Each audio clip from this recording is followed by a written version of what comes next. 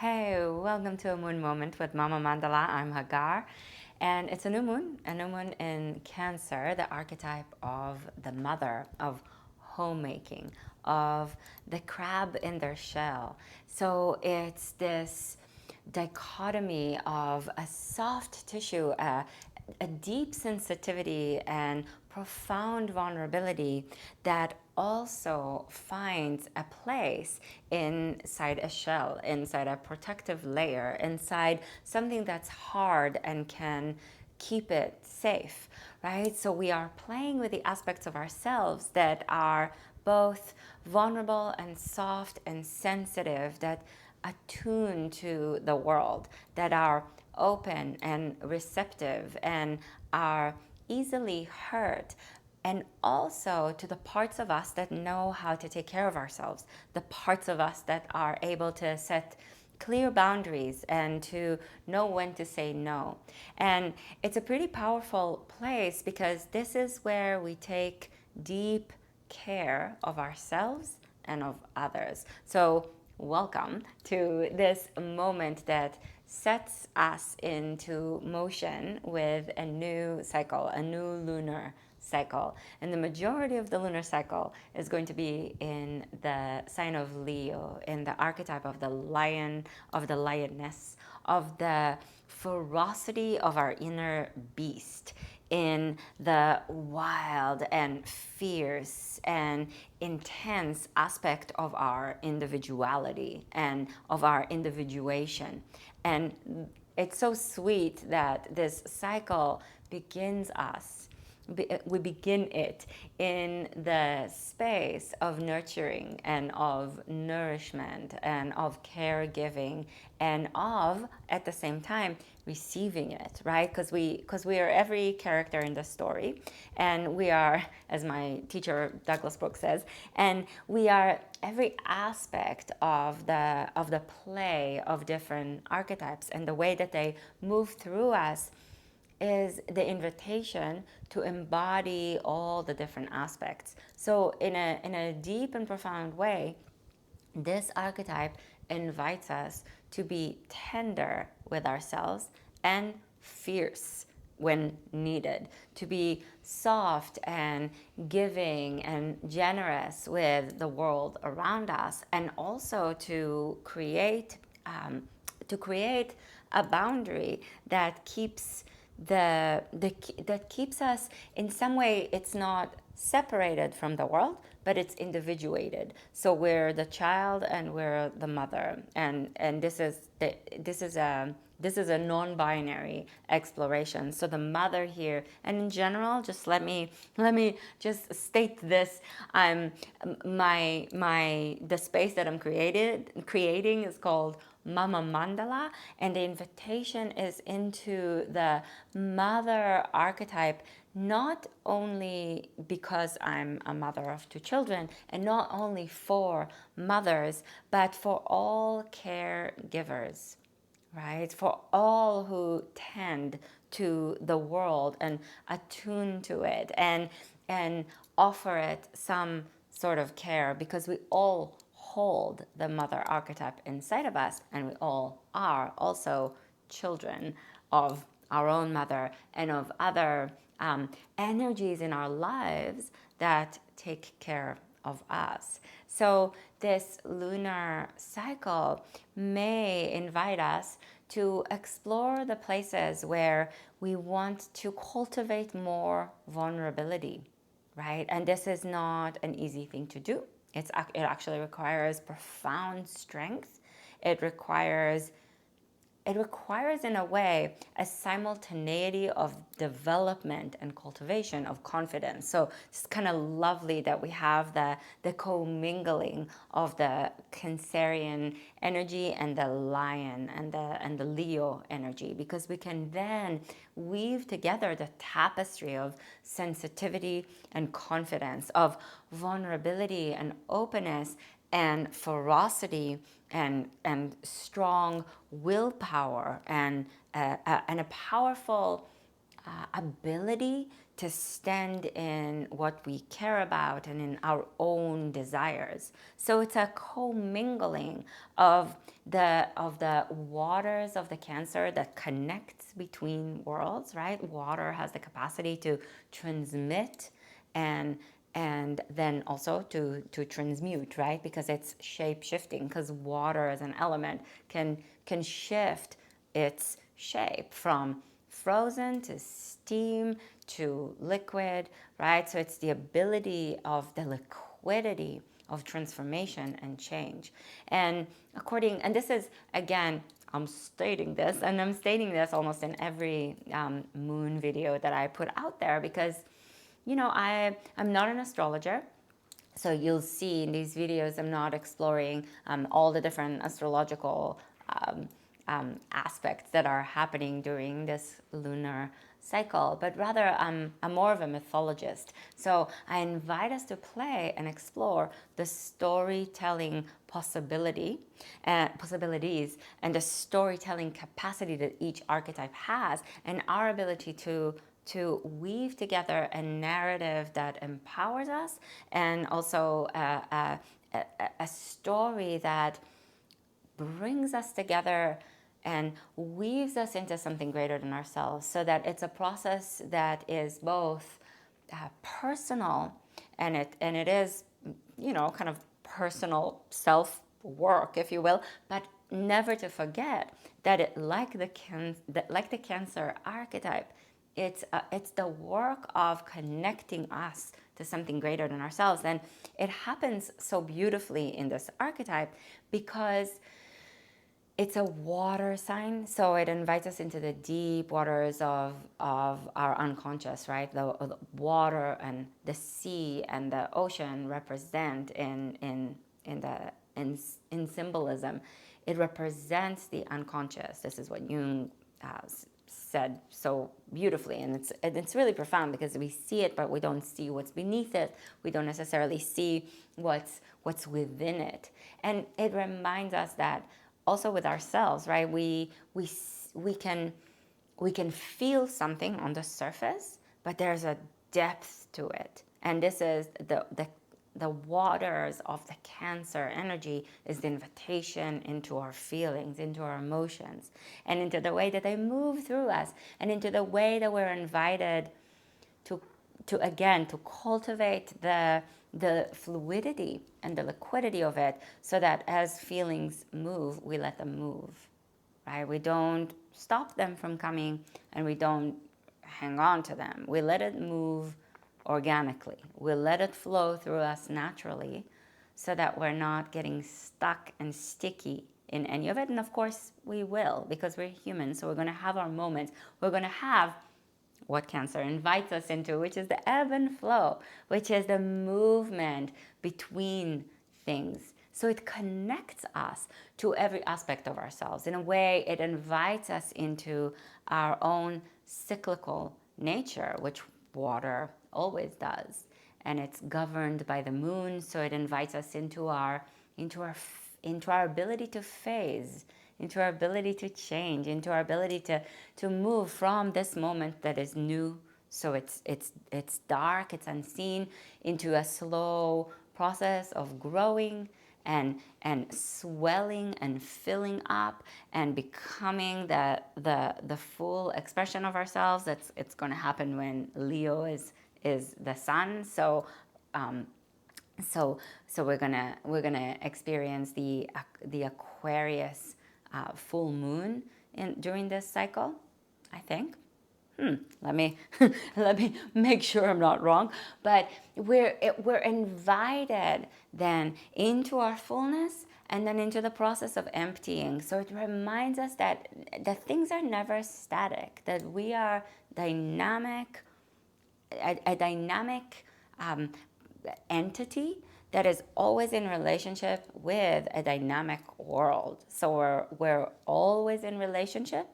So we're always shifting and changing and and transforming in relationship to what is around us, what's moving through us, what's inside of us. And we also then affect and influence and change the world around us. So it's very relational. And it's an invitation to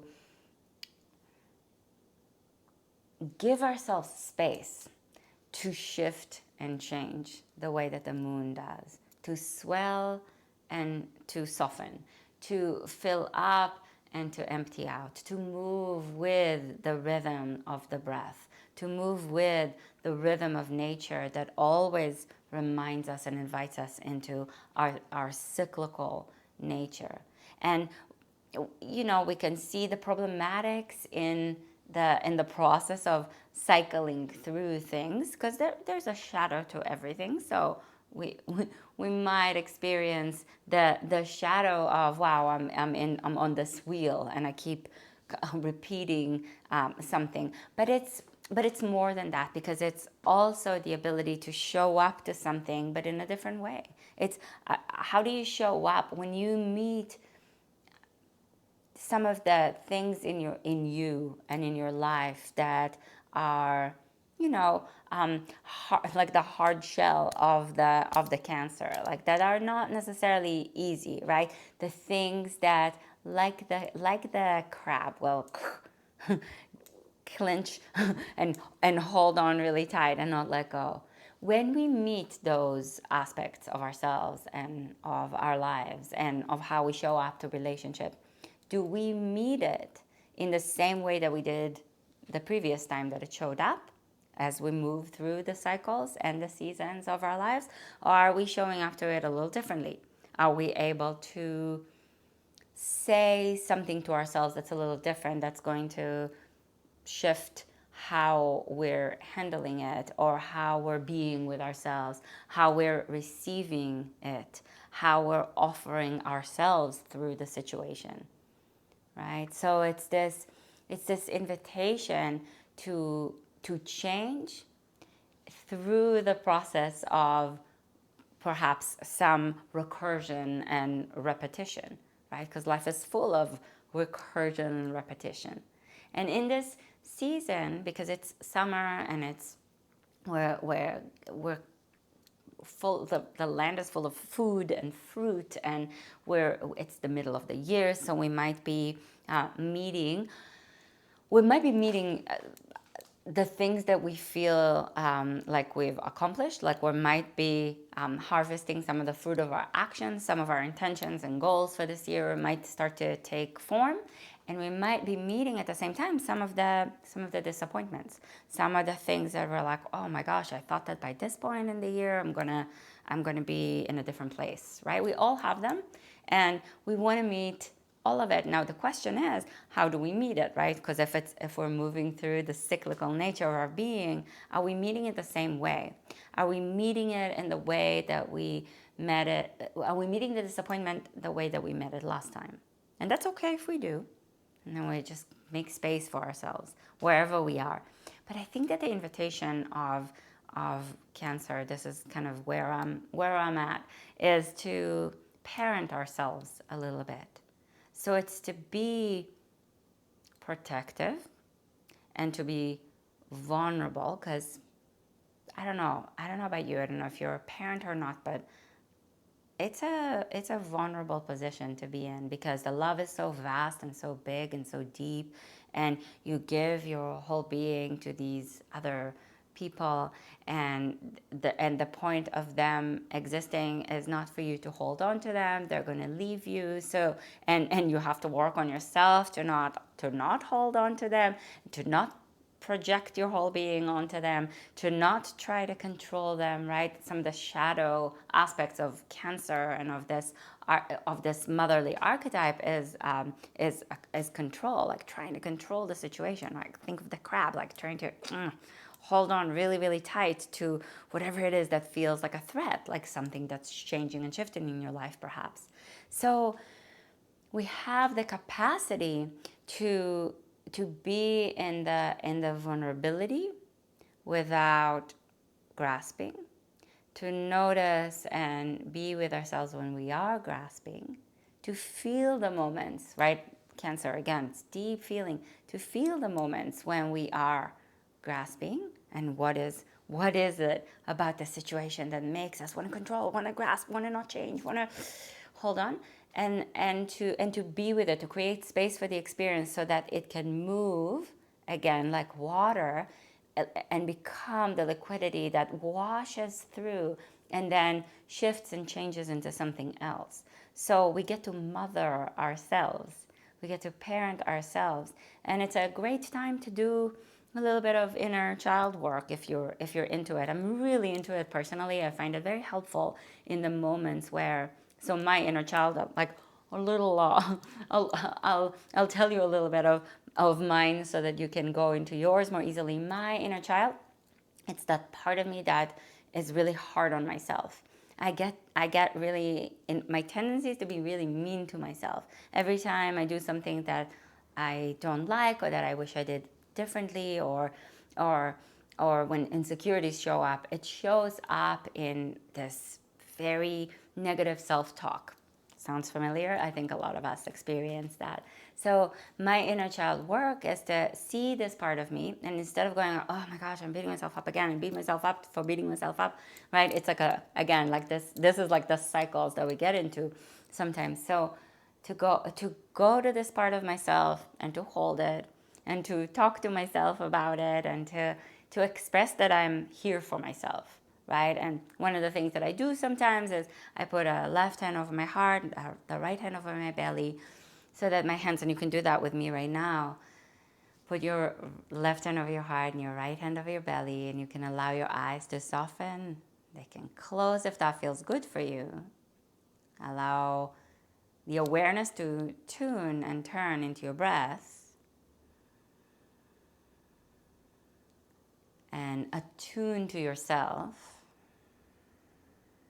And we're just practicing this for a moment together so that you can keep showing up to yourself in this way. And usually our inner child wants to keep us safe. It's a part of us that has been wounded in a certain way. Not anyone's fault necessarily. It's just the way that life goes. We don't have to blame our parents or our caregivers. We can. Some of us need to. But breathe with yourself right now so that you can show up to this part of you that is wounded and that wants to keep you safe. And breathe with it. Ask this part of you to breathe with you.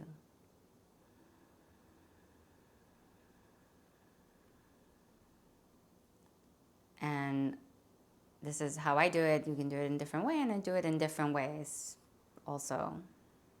But sometimes I just say, I hear you. You feel really unsafe right now. I can see that. I can hear you. But I got this. And I'm breathing. Right now, I'm breathing deeply into my belly. I let my belly swell a little bit like a balloon. So my nervous system is more regulated. So you can do that with me. Breathe into your belly.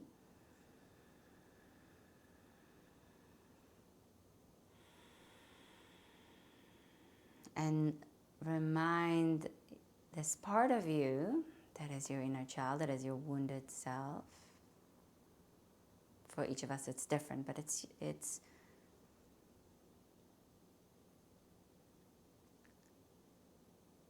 the part of us that's trying to protect us in a way that is actually doing the opposite often.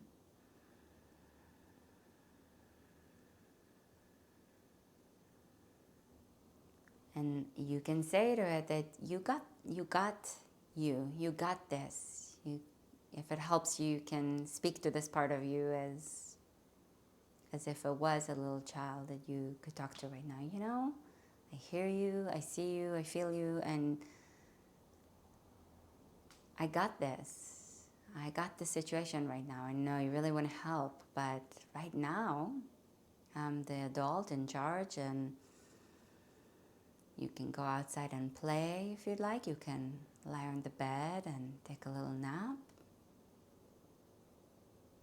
Ask this part of you what it needs, what it would like to do, and tell your inner child that you got this. And breathe slowly and softly.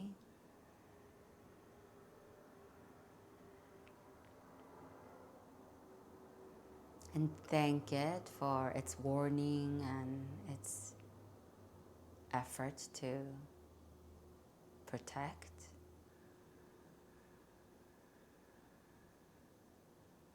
And whenever you're ready, you can stay with it for as long as you would like, but whenever you're ready, you can allow your eyes to open, release your hands. And this is one way that we can show up in our cycles, in the way that the wheel spins, and to show up in a different way, and to take good care of ourselves.